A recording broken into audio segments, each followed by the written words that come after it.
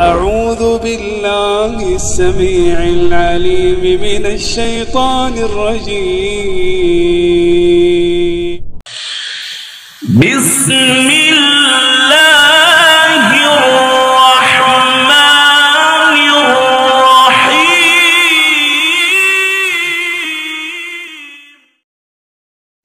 لا يحب الله الجهر بالسوء من القول إلا من ظلم، وكان الله سميعا عليما.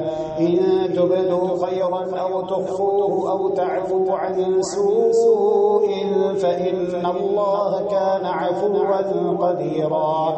إن الذين يكفرون بالله ورسله ويريدون أن يفرقوا بين الله ورسله ويقولون نؤمن ببعض ونكفر ببعض ويريدون أن يتخذوا بين ذلك سبيلا، أولئك هم الكافرون حقا، وأعتدنا للكافرين عذابا مهينا.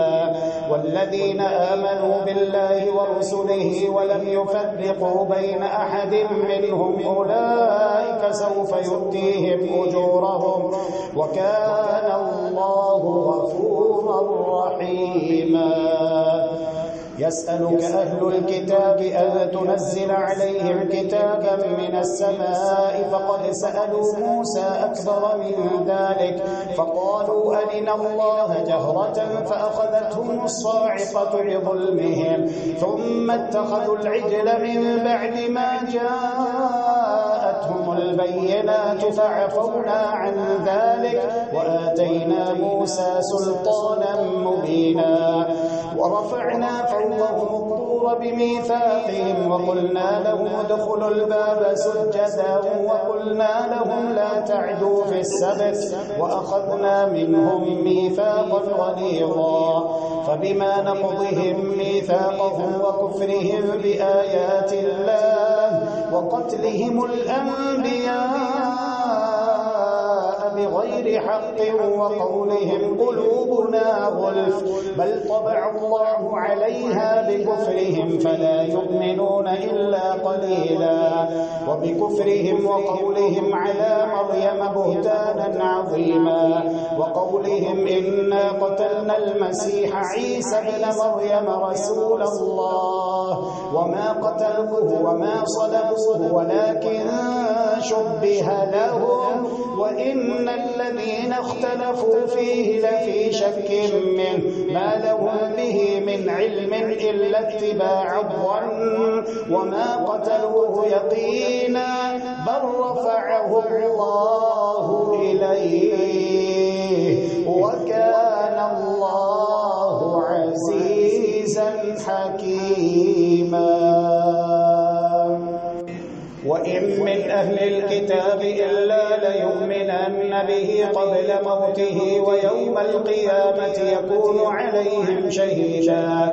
فبظلم من الذين هادوا حرمنا عليهم طيبات أحلت لهم وبصدهم عن سبيل الله كثيرا وأخذهم الربا وقد نهوا عنه وأكلهم أموال الناس بالباطل وأعتدنا للكافرين منهم عذابا أليما. لكن الراسخون في العلم منهم والمؤمنون يؤمنون بما أنزل إليك وما أنزل من قبلك والمقيمين الصلاة والمؤتون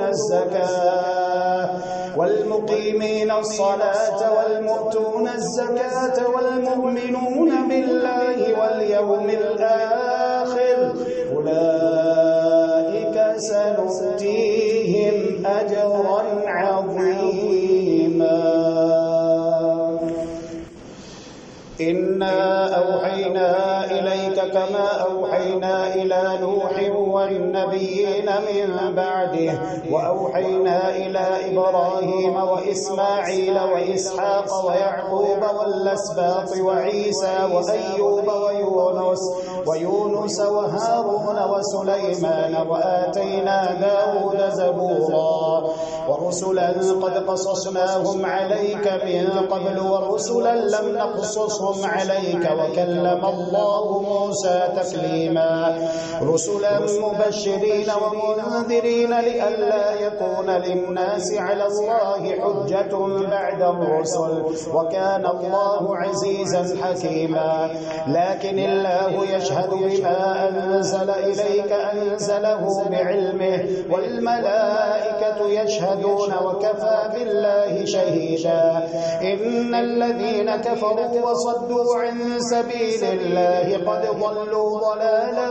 بعيدا إن الذين كفروا وظلموا لم يكن الله ليغفر لهم ولا ليهديهم طريقا إلا طريق جهنم خالدين فيها أبدا وكان ذلك على الله يسيرا يا أيها الناس قد جاءكم الرسول بالحق من ربكم فآمنوا خيرا لكم وإن تكفروا فإن لله ما في السماوات والأرض وكان الله عليما حكيما يا أهل الكتاب لا تغلوا في دينكم ولا تقولوا على الله إلا الحق إنما المسيح عيسى بن مريم رسول الله وكلمته ألقاها إلى مريم وروح منه فآمنوا بالله ورسله ولا تقولوا ثلاثة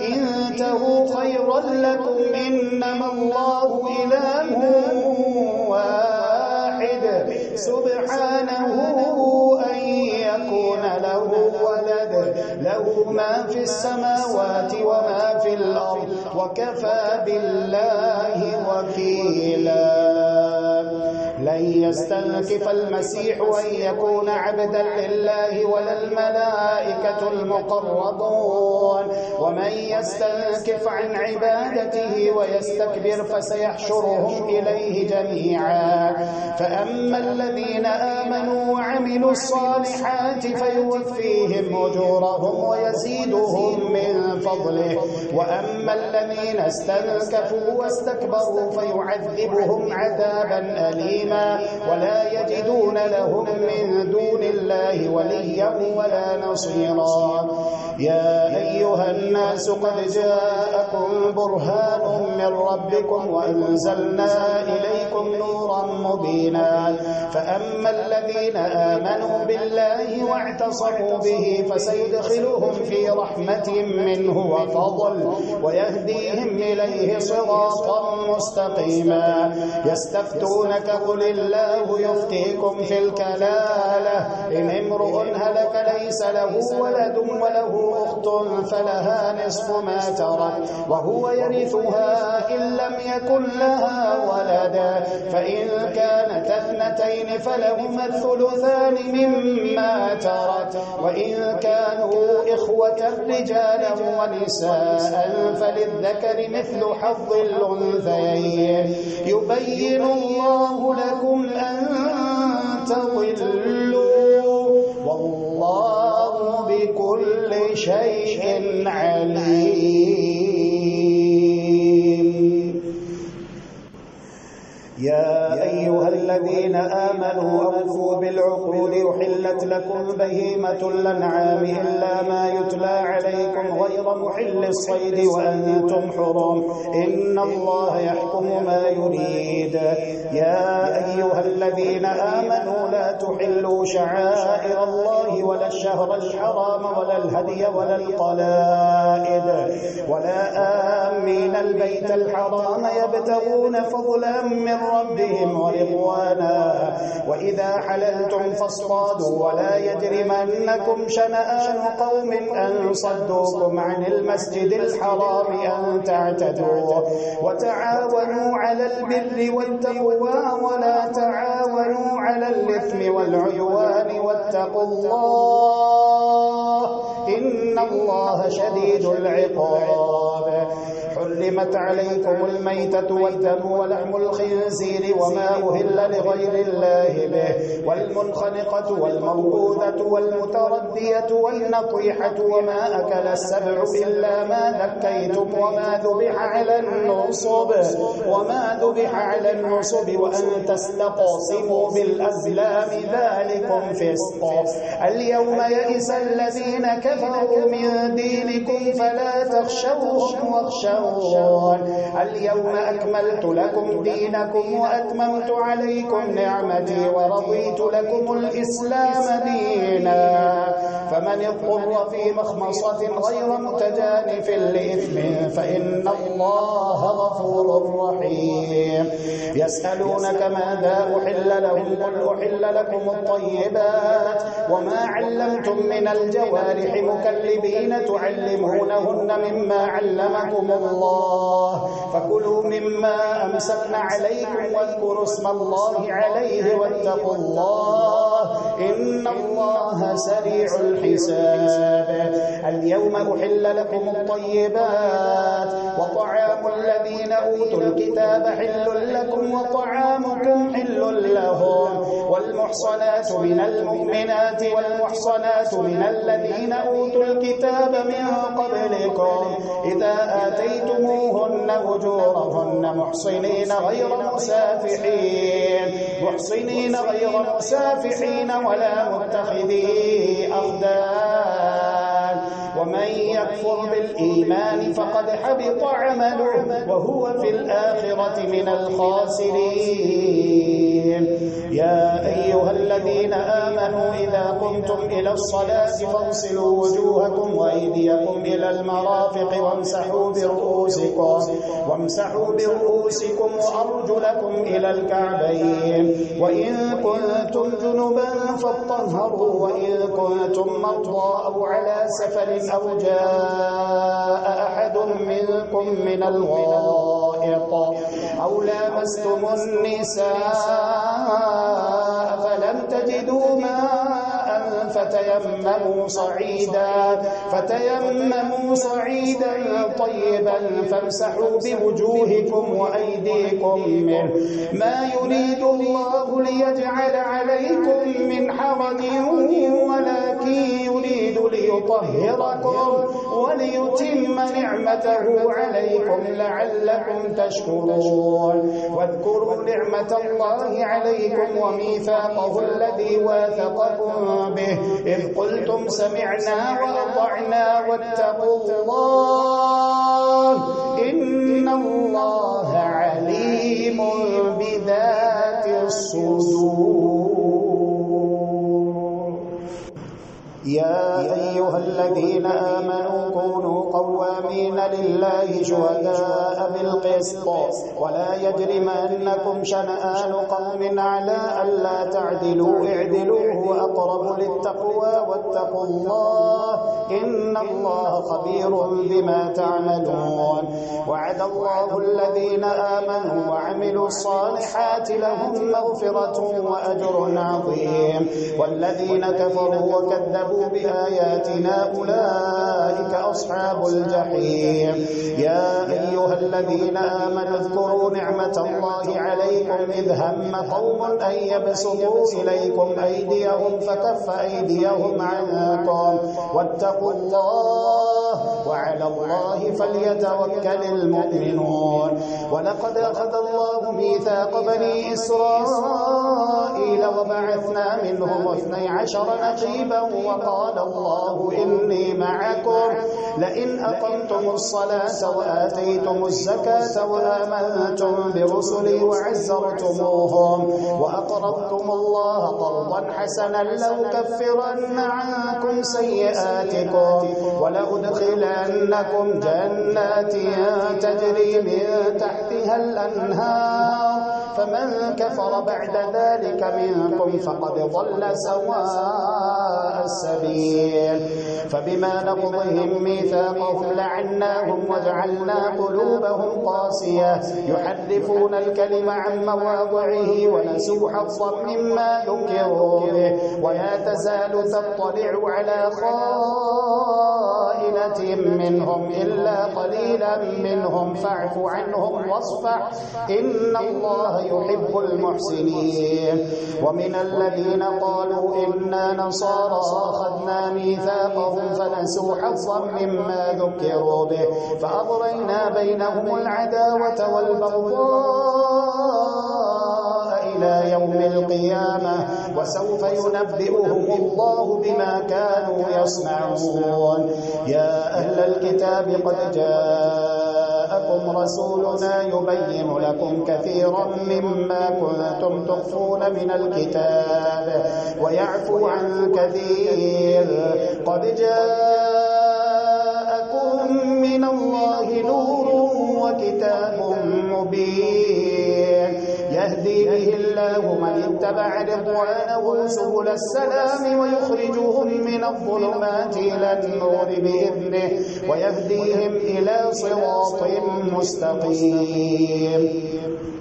لقد كفر الذين قالوا إن الله هو المسيح ابن مريم قل فمن يملك من الله شيئا إن أراد أن يهلك المسيح ابن مريم وأمه ومن في الأرض جميعا ولله ملك السماوات والأرض وما بينهما يخلق ما يشاء والله على كل شيء قدير. وقالت اليهود والنصارى نحن أبناء الله وأحباؤه قل فلم يعذبكم بذنوبكم بل أنتم بشر ممن خلق يغفر لمن يشاء ويعذب من يشاء ولله ملك السماوات والأرض وما بينهما وإليه المصير.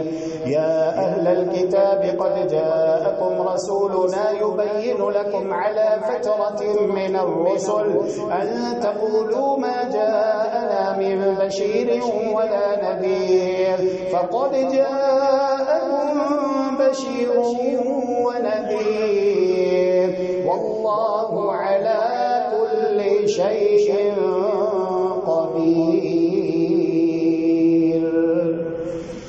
وإذ قال موسى لقومه يا قوم اذكروا نعمة الله عليكم إذ جعل فيكم أنبياء وجعلكم ملوكا وآتاكم ما لم يؤت أحدا من العالمين.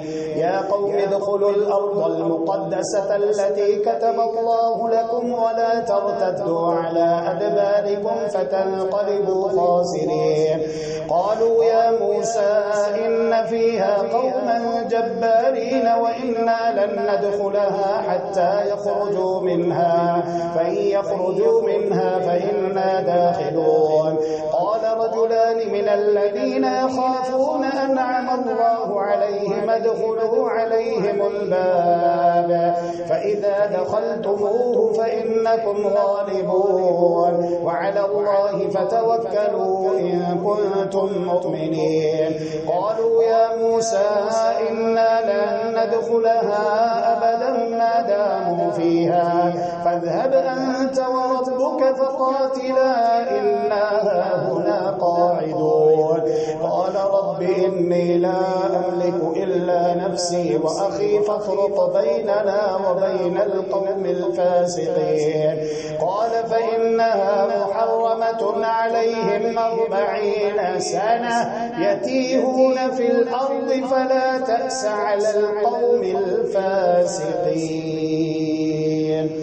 واتل عليهم نبأ ابني آدم بالحق إذ قربا قربانا فتقبل من أحدهما ولم يتقبل من الآخر قال لأقتلنك قال إنما يتقبل الله من المتقين. لئن بسطت إلي يدك لتقتلني ما أنا بباسط يدي إليك ليقتلك إني أخاف الله رب العالمين. إني أريد أن تبوء بإثمي وإثمك فتكون من أصحاب النار وذلك جزاء الظالمين. فطوعت له نفسه قتل أخيه فقتله فأصبح من الخاسرين.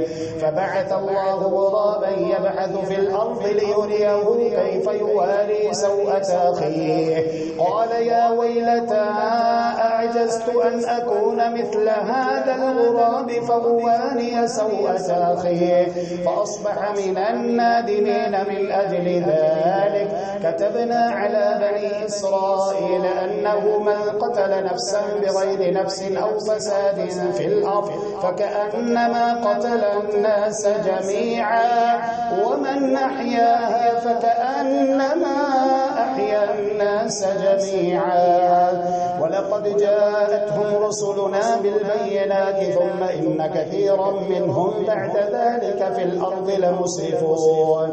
إنما جزاء الذين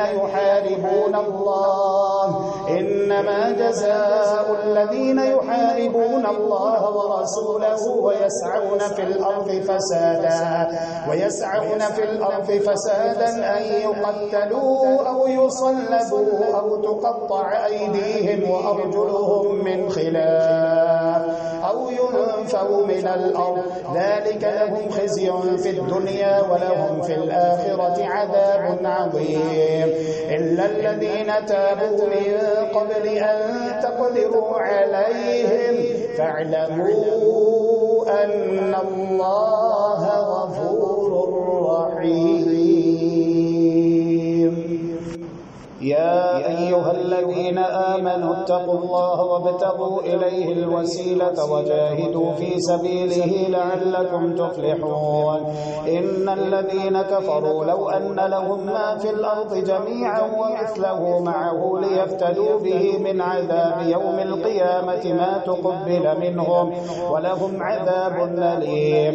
يريدون أن يخرجوا من النار وما هم بخارجين منها ولهم عذاب مقيم. والسارق والسارقة فاقطعوا أيديهما جزاء بما كسبا نكالا من الله والله عزيز حكيم. فمن تاب من بعد ظلمه وأصلح فإن الله يتوب عليه إن الله غفور رحيم. ألم تعلم أن الله له ملك السماوات والأرض يعذب من يشاء ويغفر لمن يشاء والله على كل شيء قدير.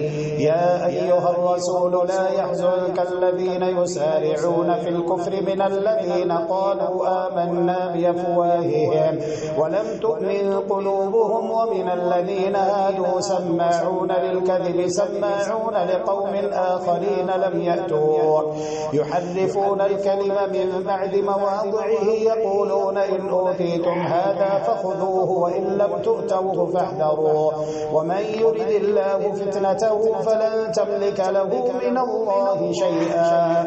أولئك الذين لم يرد الله أن يطهر قلوبهم لهم في الدنيا خزي ولهم في الآخرة عذاب عظيم. سماعون للكذب أكالون للسحت فإن جاءوك فاحكم بينهم أو أعرض عنهم وإن تعرض عنهم فلن يضروك شيئا وإن حكمت فاحكم بينهم بالقسط إن الله يحب المقسطين. وكيف يحكمونك وعندهم التوراة فيها حكم الله ثم يتولون من بعد ذلك وما أولئك بالمؤمنين. إنا أنزلنا التوراة فيها هدى ونور يحكم بها النبيون الذين أسلموا للذين هادوا والربانيون والأحبار بما استحفظوا من كتاب الله وكانوا عليه شهداء. فلا تخشوا الناس واخشوني ولا تشتروا بآياتي ثمنا قليلا ومن لم يحكم بما أنزل الله فأولئك هم الكافرون.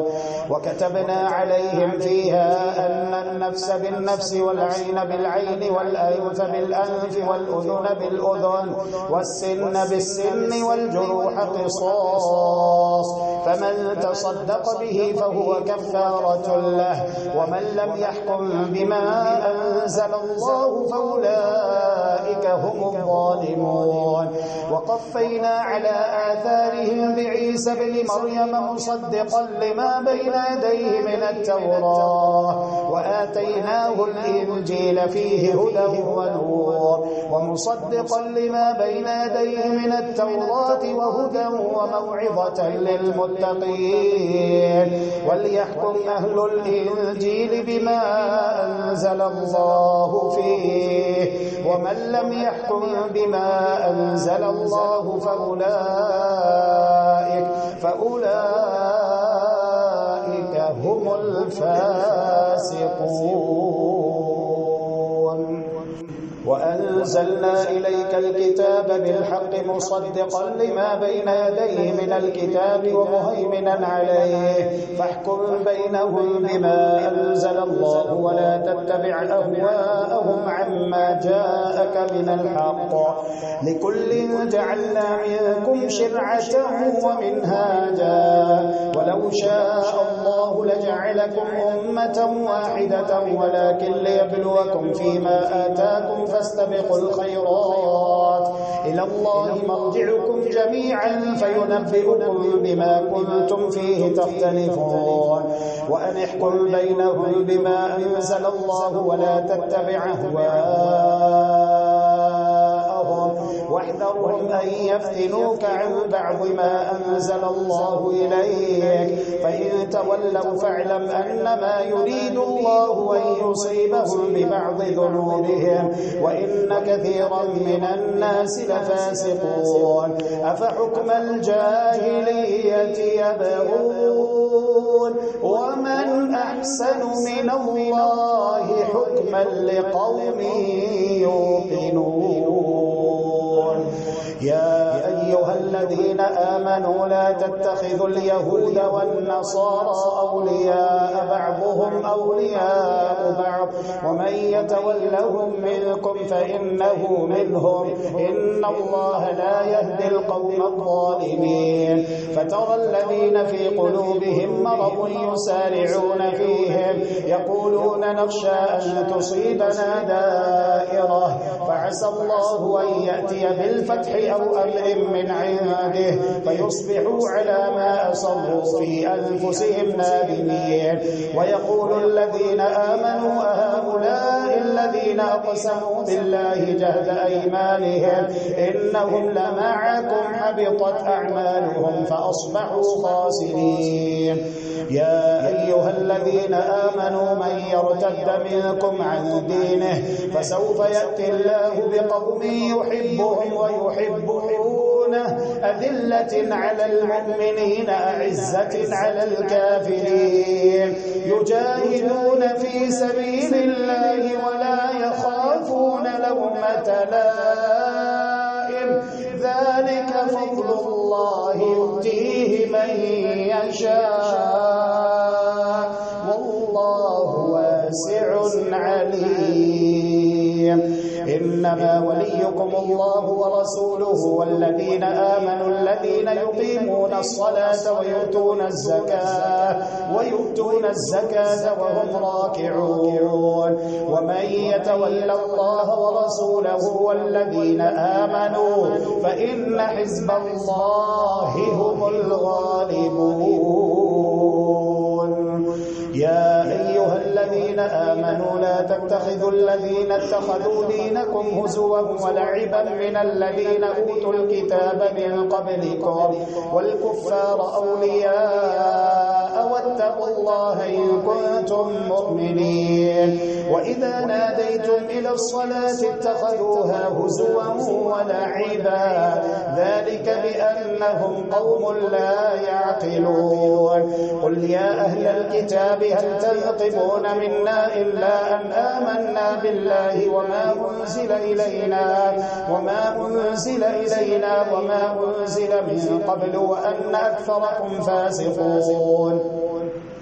قل هل أنبئكم بشر من ذلك مثوبة عند الله من لعنه الله وغضب عليه وجعل منهم القردة والخنازير وعبد الطاغوت أولئك شر مكانا وأضل عن سواء السبيل وإذا جاءوهم قالوا آمنا وقد دخلوا بالكفر وهم قد خرجوا به والله أعلم بما كانوا يكتمون. وترى كثيرا منهم يسارعون في الإثم والعدوان وأكلهم السحت لبئس ما كانوا يعملون لولا ينهاهم الربانيون والأحبار عن قولهم الإثم وأكلهم السحت لبئس ما كانوا يصنعون. وقالت اليهود يد الله مغلولة غلت أيديهم ولعنوا بما قالوا بل يداه مبسوطتان ينفق كيف يشاء وليزيدن كثيرا منهم ما أنزل إليك من ربك طغيانا وكفرا وألقينا بينهم العداوة والبغضاء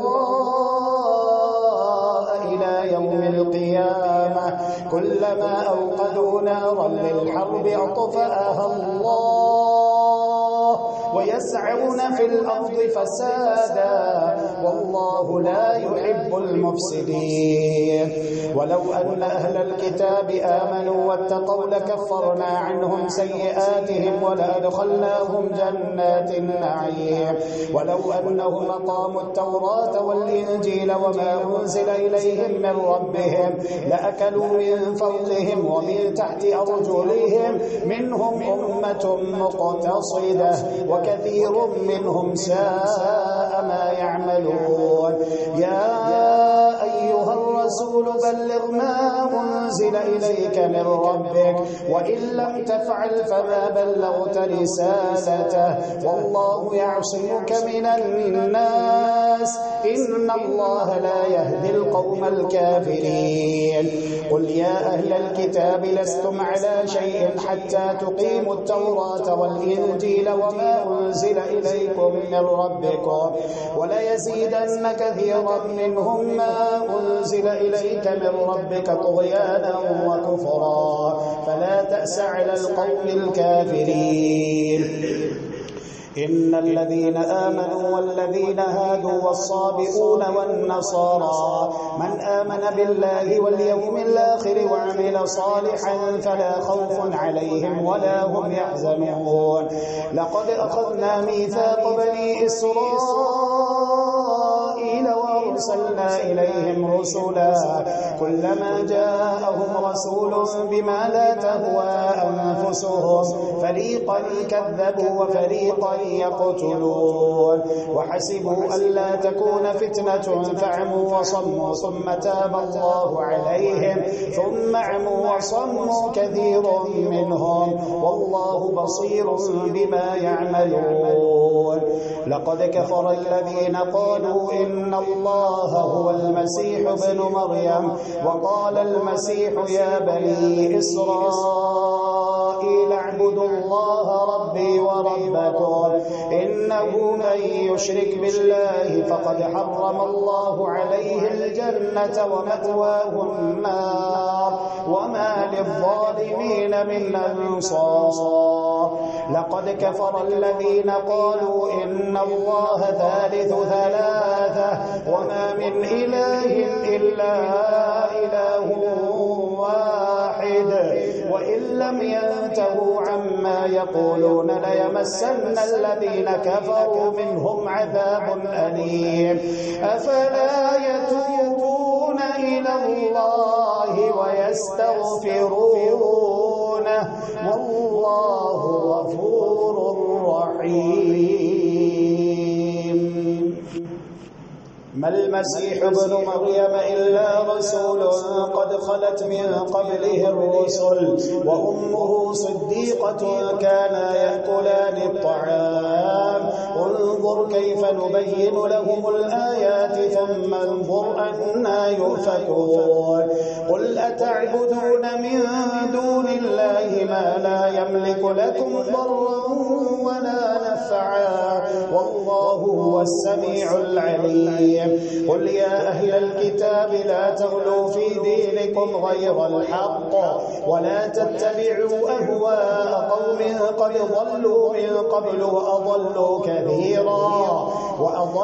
كثيرا وضلوا عن سواء السبيل لعن الذين كفروا من بني إسرائيل على لسان داود وعيسى بن مريم ذلك بما عصوا وكانوا يعتدون كانوا لا يتناهون عن منكر فعلوه لبئس ما كانوا يفعلون ترى كثيرا منهم يتولون الذين كفروا لبئس ما قدمت لهم أنفسهم أن سخط الله عليهم وفي العذاب هم خالدون ولو كانوا يؤمنون بالله والنبي وما أنزل إليه ما اتخذوهم أولياء ولكن كثيرا منهم فاسقون لتجدن أشد الناس عداوة للذين آمنوا اليهود والذين أشركوا ولتجدن أقربهم مودة للذين آمنوا الذين قالوا إنا نصارى ذلك بأن منهم قسيسين ورهبانا اللهم إنك عفو تحب العفو فاعف عنا اللهم إنك عفو تحب العفو فاعف عنا إلهنا فاعف عنا يا كريم فاعف عنا